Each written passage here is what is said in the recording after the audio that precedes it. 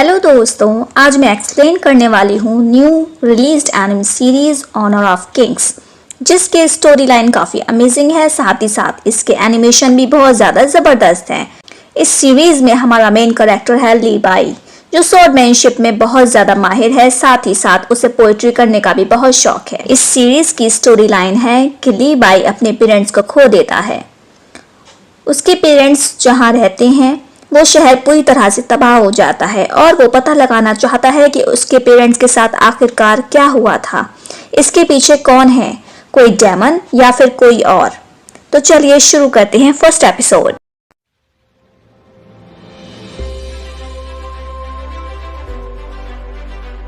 Episode की starting में हमें चेंगेन सिटी का ताइजी पैलेस दिखाया जाता है और हमें बताया जाता है कि चेंगेन सिटी बहुत ही ज़्यादा खूबसूरत है और डेवलप्ड है। यहाँ की खूबसूरती का कोई मुकाबला नहीं है। साथ ही साथ हमें कुछ सैनिक दिखाए जाते हैं जो अपनी मार्च पास्ट की प्रैक्टिस कर रहे होते हैं। उसके बाद हमें दिखाया जाता है कि वहाँ पर ली बाई की एंट्री हो जाती है, जिसकी एंट्री होते ही वहाँ पर सब कुछ कांपने लगता है और बहुत बड़ा तूफान आने लगता है। नेक्स्ट सीन में हमें दिखाया जाता है कि ली बाई अपनी तलवार निकालकर सभी सैनिकों को मारने लगता है और सभी सैनिक उसके पीछे लगे हुए हैं कि आखिर ये ऐसा क्यों कर रहा है। वो अपनी तलवार से कई लोगों को मार गिराता है और उसके बाद हम देखते हैं सभी सैनिकों की टीम वहां पर आ जाती है और वो उसका बराबरी से सामना कर रहे होते हैं। लेकिन ली बाई तलवारबाजी में बहुत ज्यादा माहिर है और सभी सैनिक उसका मुकाबला नहीं कर पा रहे हैं। वो दीवार के पीछे से भागता हुआ सभी सैनिकों से बच जाता है और फिर हमें दिखाया जाता है कि वो ताइजी पैलेस में एंट्री कर लेता है। नेक्स्ट सीन में हम देखते हैं जैसे ही ली बाई पैलेस के अंदर जाने वाला होता है, तभी वहां पर उसका मुकाबला करने के लिए पैलेस के स्वॉर्ड्समैन शिप्स खड़े हुए हैं।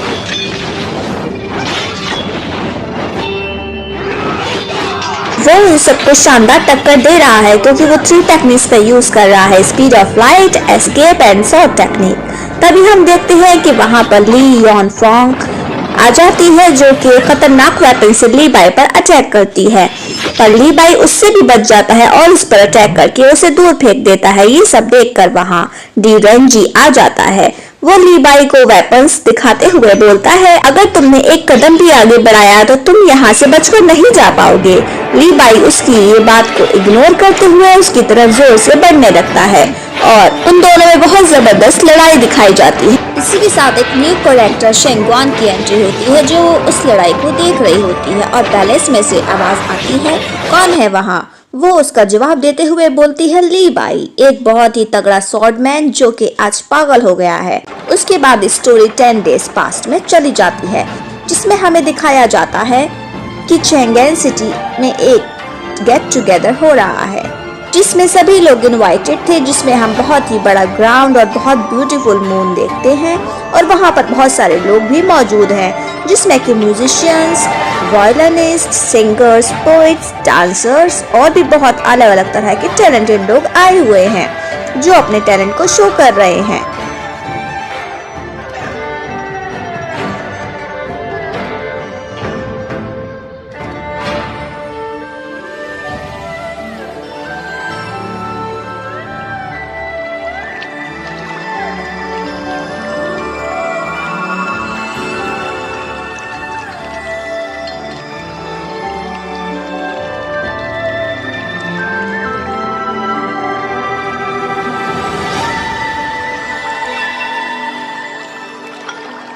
साथ ही हमें दिखाया जाता है कि लिंगू चेंगवान को वेलकम कर रहा है। उसने आज यहाँ पर ट्रेजर्स को एंजॉय करने के लिए कुची हाउ के स्कॉलर्स को भी इनवाइट किया है। शेंगवान उसको थैंक यू बोलती है उसे यहाँ इनवाइट करने के लिए।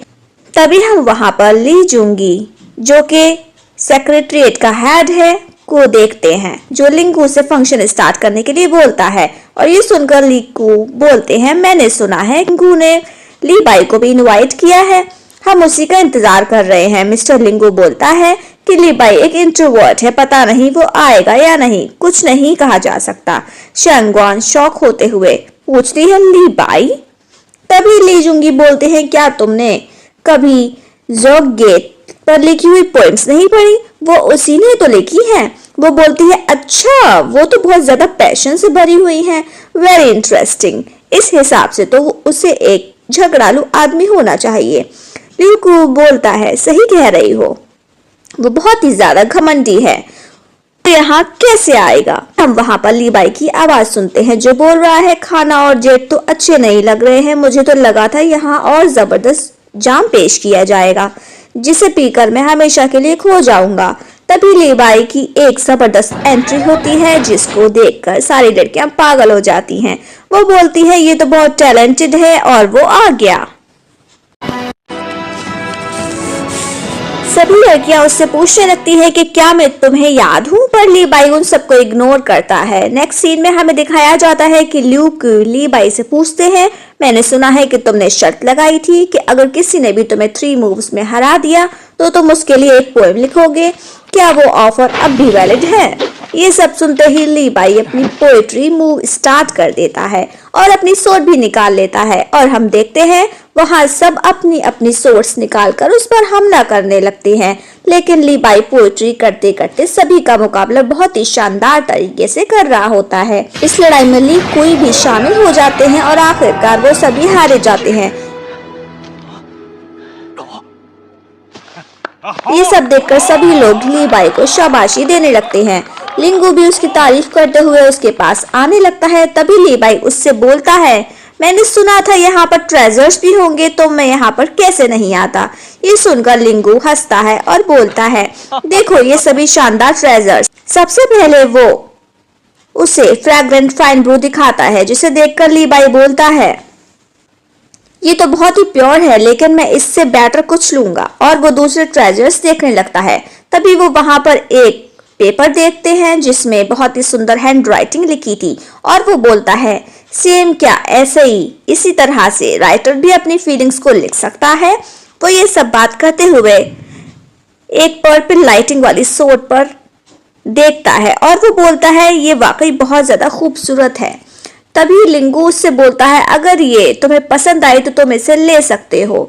और लीबाई उससे बोलता है नहीं इसकी एज इतनी शार्प नहीं है। लीबाई पूल साइड आता है और बोलता है मैंने अपना शहर शुई सिटी छोड़ दिया और चेंगेन में आ गया इस उम्मीद में कि मैं यहाँ खूबसूरत चीजें पा सकूंगा जो कि हैं एक शानदार तलवार और बहुत ही सुंदर पोएट्री और खुद को बेहतर बना पाऊंगा। पर अफसोस अब तक मैं कोई भी विश पूरी नहीं कर पाया हूँ और अब मेरी तलवारबाजी बिल्कुल भी नहीं सुधर रही और साथ ही मेरी पोएट्री में भी उतना दम नहीं रहा और वाइन का टेस्ट भी अब पहले की तरह नहीं लगता। ये सब सुनकर लिंगू उससे बोलता है मेरे पास एक खास चीज है तुम्हारे लिए और वो ताली बजाकर उसे पेश करता है। उसमें एक खूबसूरत सा जेट पॉट निकलता है। ये एक ऐसा जेट पॉट है जिसमें वाइन हमेशा ठंडी ही रहती है चाहे फिर गर्मियां ही क्यों ना चल रही हों। लीबाई उसे उठाकर बोलता है मैंने ऐसी चीज कभी नहीं देखी। लिंगू पूछते हैं मतलब ये तुम्हें पसंद आया और वो एक तलवार उसे देता है और बोलता है चलो तलवारबाजी करते हैं।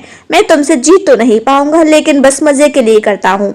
और लीबाई रेडी हो जाता है। इसी के साथ नेक्स्ट सीन में हमें डांसर्स दिखाए जाते हैं जो हवा में उड़ते हुए डांस कर रहे हैं। लीबाई और लिंगू उन्हें देख रहे होते हैं। लीबाई बोलता है ये तो लिंगुइंग है। लिंगू बोलते हैं ये अपने कंपेनियंस के साथ यहाँ पर इल्यूजन डांस परफॉर्म करने के लिए आई है। हमें उनका खूबसूरत सा डांस दिखाया जाता है और इस सीन को फ्लीटिंग लाइट लैंडस्केप कहा जाता है।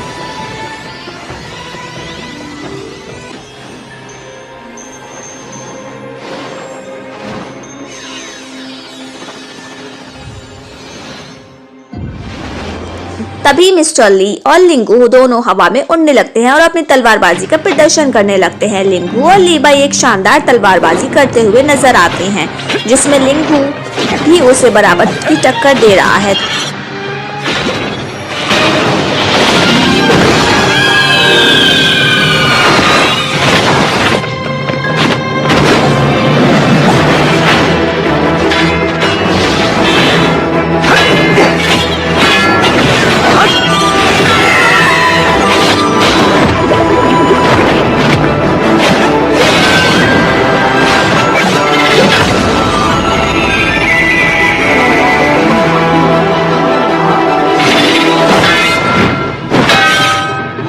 हमें दिखाते हैं उनमें से एक डांसर का इल्यूजन मास्क हटने की वजह से वो नीचे गिरने लगती है। जैसे ही लीबाई उसे गिरते हुए देखता है वो उसे बचाने के लिए नीचे जाने लगता है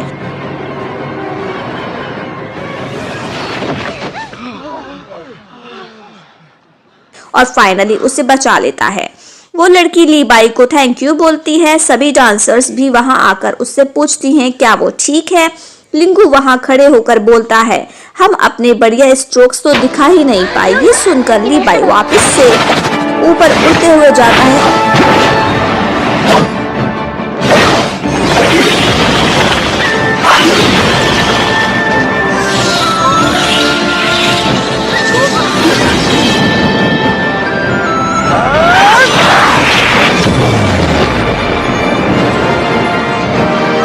और जबरदस्त स्ट्रोक्स बनाते हुए नीचे आ जाता है, जिसे देखकर सभी बोलते हैं लीबाई इज फैंटास्टिक। नीचे आकर वो लिंगविंग से पूछता है तुम्हारी आंखों में क्या हुआ। वो बोलती है मुझे बचपन से आई प्रॉब्लम है, मेरी आंखों की रोशनी धीरे धीरे जा रही है। लीबाई उसे कंसोल करता है और बोलता है तुम्हारी आंखें जल्द ही ठीक हो जाएंगी और तुम दोबारा परफॉर्म कर पाओगी। वो बोलती है जैसे ही मेरी आंखें ठीक होंगी मैं आपके लिए परफॉर्म जरूर करूंगी और वो सभी लोगों से रेस्ट कराने के लिए ले जाते हैं।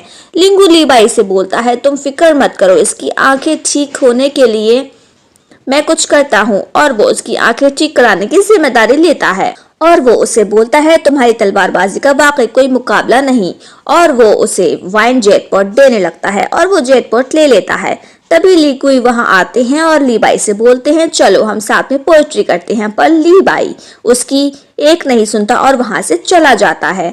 अब कहानी फिर से प्रेजेंट में आ जाती है जिसमें हमें दिखाया जाता है कि लीबाई ताइजी पैलेस में एंट्री लेने के लिए सीढ़ियां चढ़ रहा है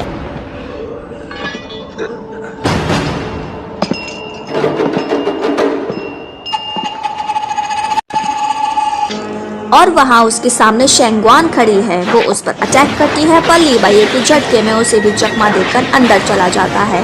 शेंगवान लीबाई को वार्निंग देने लगती है पर लीबाई बिना सुने अंदर एंट्री लेने लगता है। लीबाई जाते जाते बोलता है किसी ने मुझे मेरे घर से आया हुआ लेटर दिया था और फिर से हमें फंक्शन वाले दिन का फ्लैशबैक दिखाया जाता है जिसमें कोई भागते हुए लीबाई के पास आता है, उसके घर से आया हुआ लेटर उसको दे देता है और लीबाई उस लेटर को बिना पढ़े अपने पास रख लेता है और अपनी वाइन एंजॉय करने लगता है। नेक्स्ट सीन में हमें दिखाते हैं कि लीबाई ने वाइन इतनी पी ली थी कि वो 2 दिन तक होश में नहीं आता है और जैसे ही उसे होश आता है वो पानी में पड़ा हुआ लेटर देखता है और वो उसे उठाकर पढ़ता है जिसमें उसकी मम्मा लिखती हैं तुम्हें गए हुए बहुत साल हो गए माय सन, मैं तुम्हें बहुत याद करती हूँ। यहाँ पर 3rd मंथ की फर्स्ट डे पर फ्लावर फेस्टिवल मनाया गया और तुमने मिस कर दिया, तुम इस बार क्यों नहीं आए। वो लेटर पढ़ते ही लीबाई अपने घोड़े पर सवार होकर शुई सिटी जाने लगता है। वो वहां पर एंट्री लेते हुए देखता है कि वहां तो फ्लावर फेस्टिवल बहुत ही धूमधाम से मनाया जा रहा है। डांसर्स और म्यूजिशियंस अपने परफॉर्मेंस दिखा रहे हैं और बच्चे खेलते हुए नजर आ रहे हैं और वहां सब बहुत ज्यादा खुश हैं।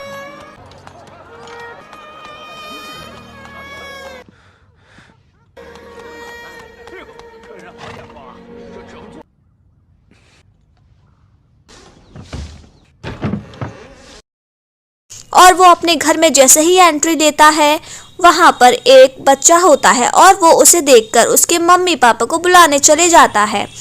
उसके मम्मी पापा उसे देखकर बहुत खुश हो जाते हैं और वो उसे घर ले आते हैं।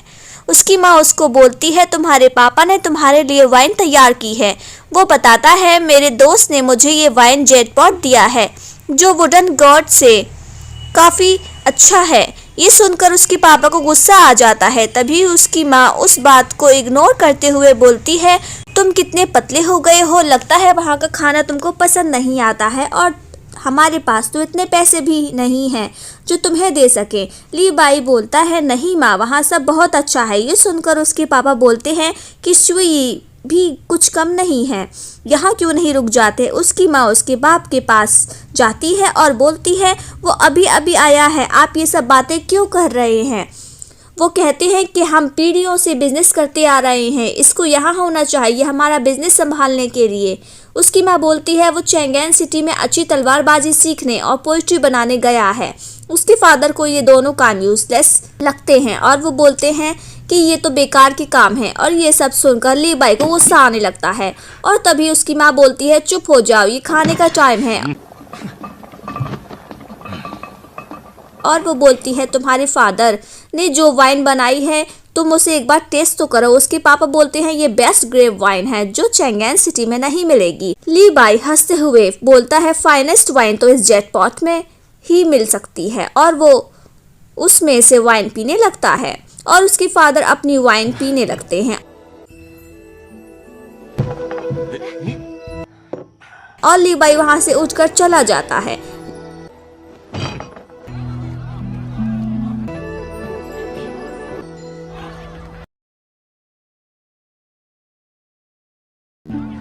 नेक्स्ट सीन में दिखाते हैं कि उसकी माँ कुछ पुराने बॉक्सेस बाहर निकलवा रही हैं और बोलती हैं इसमें बहुत इम्पोर्टेंट चीजें हैं। वो खिड़की से सेलिब्रेशन को एंजॉय कर रहे हैं।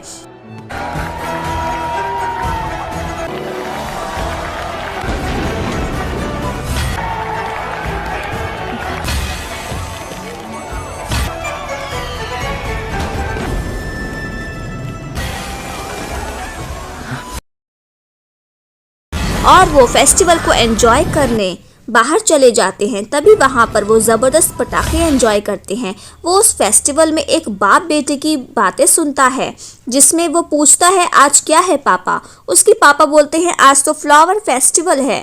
लिंगबाई सोचने लगता है आज फ्लावर फेस्टिवल है, इसे तो कल होना चाहिए था। मैं तो यहाँ एक दिन बाद आया हूँ और ये सब फेस्टिवल आज सेलिब्रेट कर रहे हैं, ये कैसे हो सकता है। वो उस बच्चे के पास जाकर उसे छूने की कोशिश करता है।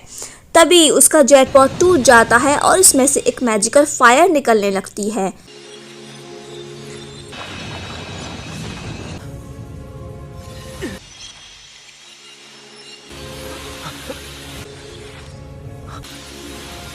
देखते ही देखते उसके आसपास के सभी लोग आग की लपटों की तरह गायब होने लगते हैं और वो देखता है वो किसी और दुनिया में जा रहा है और उसे अपने माँ बाप की आवाज़ें सुनाई दे रही हैं जो कॉन्वर्सेशन उन लोगों के बीच में हुई थी। उसके बाद हम देखते हैं कि वो बेहोश हो जाता है और जैसे ही उसकी आंखें खुलती हैं वो देखता है वहाँ तो कुछ भी नहीं है सिवाय उसके घोड़े के।